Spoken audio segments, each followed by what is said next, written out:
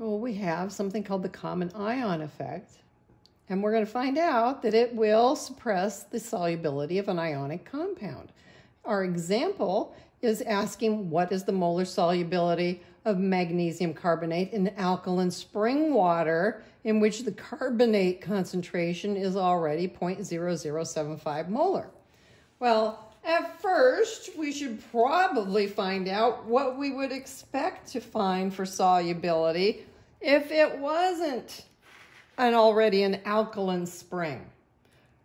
If we were just thinking about this stuff falling apart on its own, it's a solid, it's in an equilibrium, and it's going to form magnesium ions and carbonate ions.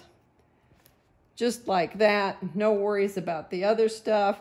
We go find out what the KSP is. What is the KSP for this? Go look it up in the tables, and you find out it's 6.82 times 10 to the negative 6. And what does it equal? Well, it doesn't equal these. It's only going to use these two that are aqueous. And both of them are the same, right? If it's going to fall apart, it falls apart nice and evenly, right? So this is really just x squared. If I solve x squared, there's the squared. If you solve this for x, you are going to find out that it is 0.00261 molar. This is the amount which would normally dissolve, okay? Now let's try it with the idea of it being alkaline spring water. That's going to be a rice table. Sorry, they're back. They're back. Magnesium carbonate, which is a solid, right? So like that. My equilibrium, and then the magnesium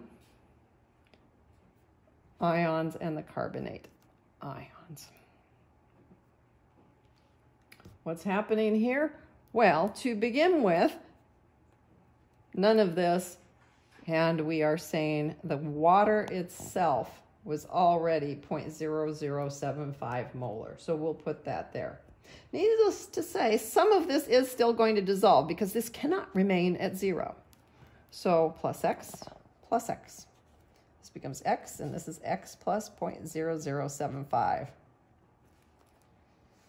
So you end up with x squared plus 0.0075x minus the 6.82 times 10 to the negative 6 equals 0. Once you factor in KSP into all of this, this is your quadratic equation. And when you use the quadratic formula on it, you will get that x is equal to 8.2 times 10 to the negative 4th molar. Oh, well, see, it used to be up here. This was 2.61 times 10 to the negative 3rd molar. So in the pure water, more of it would dissolve.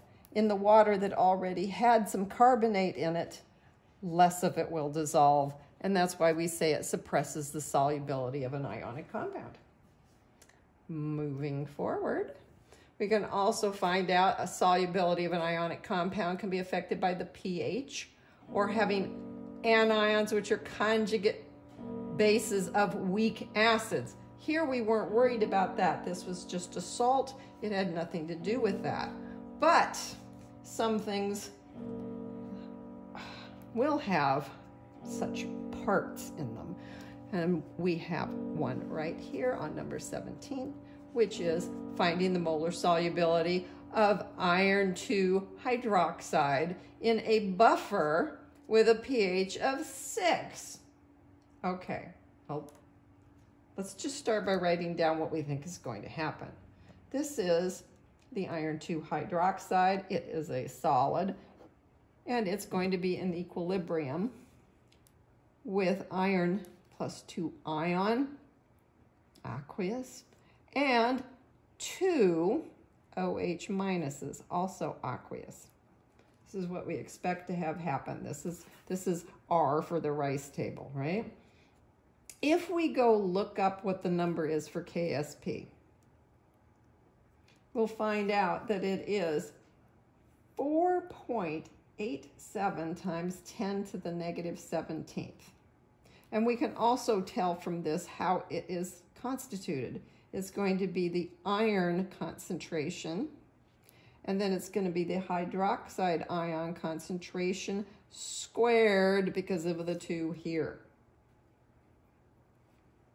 What else do we need to deal with this? Well, they said it was a buffer solution with pH of 6, right? Well, if the pH is equal to 6, what is the pOH? Well, 14.00 minus the 6, right? So that's really 8.00. That's fine. If that's the pOH, then that means the concentration of OH minus is actually 10 raised to the negative 8.00. So it's 1.00 times 10 to the negative 8. We already know what the value of this is. We can put it in here. Okay, and then the only thing we'll be missing is this. I can rearrange this and say my iron concentration is going to be the 4.87 times 10 to the negative 17th divided by what? Well, this hydroxide concentration squared. Ooh, hydroxide ion concentration squared. It was 1 times 10 to the 8th. So this is 1 times 10 to the negative 16th. I think I forgot to say the negative. So when I get done doing this, I find out that this is going to be, rounding it to 2 sig figs, 0.49 molar. Wow, that's a lot more than I expected to dissolve from the number that I looked up here. Well, why is that? Well, this was acidic, right? And this is a hydroxide. These are sort of canceling each other out, encouraging more of this to dissolve. So we can say this is more soluble in acidic conditions.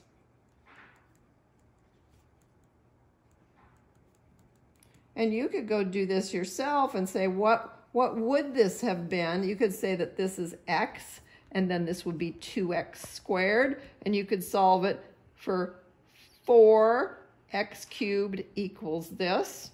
Okay, the 4 is going to cancel pretty much so that you just have, really loosely, you would have a 1 times 10 to the negative 17 equals x cubed. Okay, so then the x is going to be what? Times 10 to the negative 5th? Oh, well. Yes, in acidic conditions, this becomes much more soluble.